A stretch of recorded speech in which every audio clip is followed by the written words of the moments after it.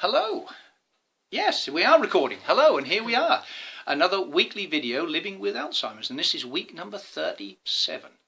And as promised, I've got my great, wonderful friend and colleague here with Dementia Help, Christina. And she looked after her mother, who had dementia for how many years? For about 10 years. 10 years. And I want to talk a little bit today about support. And people like me not really wanting to have support, not sort of reluctant to have support. And I'm one of these people who want to try and do things on my own.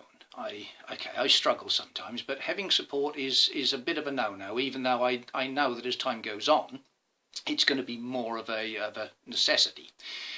And I thought that it'd be great to have Christina's take on this as to how she had this same problem with the relation with her mother and the support that she gave her mother, and whether her mother really wanted the support or not, and how things were with you for that. Yeah, I think it's probably safe to say Mum was very reluctant to accept support. She'd always been fairly independent, and she wanted that to continue. And she was also in denial actually about the fact that anything was wrong. She just thought that, yeah. She just had a bit of general. She blamed memory loss on old age because she was older when she was diagnosed. But I found actually that what didn't work was you can't be too overbearing, and I think it was very important to kind of work with Mum, and when she needed a cleaner around the house and that sort of thing, rather than say you need it, you're not cleaning the house, you're not taking care of things. How would I feel if someone spoke to me like that? So it was more a case of just saying, well, it's someone coming in, bit of company, and someone to talk to, and just actually sort of positioning the cleaner as more of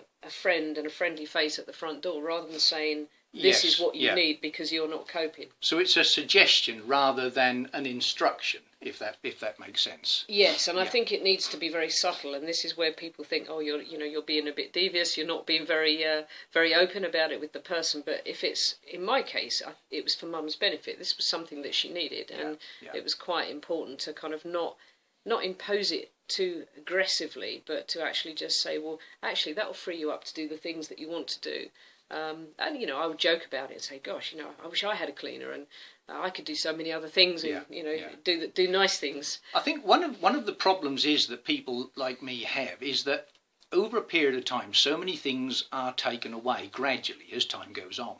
So over the period of, like myself, being diagnosed for, I think it was, is it 3 years? 4 years? Yeah. 3 years.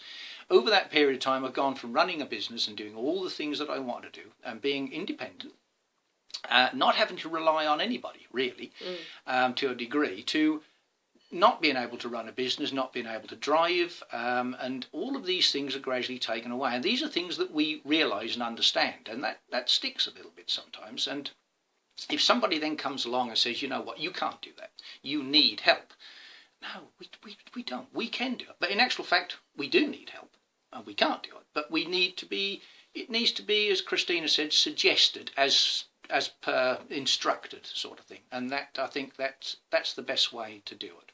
And your mother got on okay with it in the end. She was all right with eventually. With I wouldn't say it was easy overnight. I mean, she was very reluctant to have. I think it's a massive step if you're living at home and you've been independent, and you have someone that you don't know very well coming into your house, doing things around your house that you've normally done for yourself. I think it is. You have to put yourself in the person's shoes.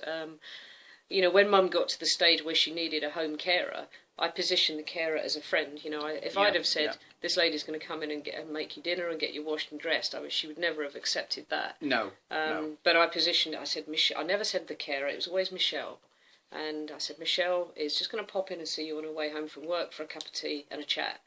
And they built a friendship before it got to the stage of Mum needing personal care. So there was already that relationship in place before things got to that stage. I think one of the things that I would like, in a funny sort of way, is I would like somebody as a buddy, or I don't know, they call them dementia friends, dementia buddies. I'd like somebody to come in a couple of days a week, 1 day a week, and we could go cycling and just do stuff together. And it's help, and it's somebody assisting me, but they're also a friend.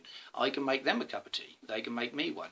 We could go out cycling. We could do all sorts of stuff, and that would be something that's good. So it's definitely a suggestion instead of an order, and that makes sense, definitely. Yeah, and having that social interaction is really important as well, keeping the mind active, and you keep very fit with your cycling and the exercise as well. Yeah. But just having that social stimulation is really important. Christina is cycling across the country with me as well, so she's going to have to try and keep up with me. That's not going to be easy. He's very, very fit, but we're really excited about our Dementia Help Cycle Challenge in June, and we will be posting the link as to how you can sponsor us and raise money for Young Dementia UK. Yeah. Sorry for the shameless plug, but no. Well, the camera's rolling. It's got to be done. It's something that has to be done to prove to people that, okay, we do things with assistance, but we can also achieve goals ourselves, and we have much to give. Us with Alzheimer's and dementia, we have a lot to give still, and that's worth remembering.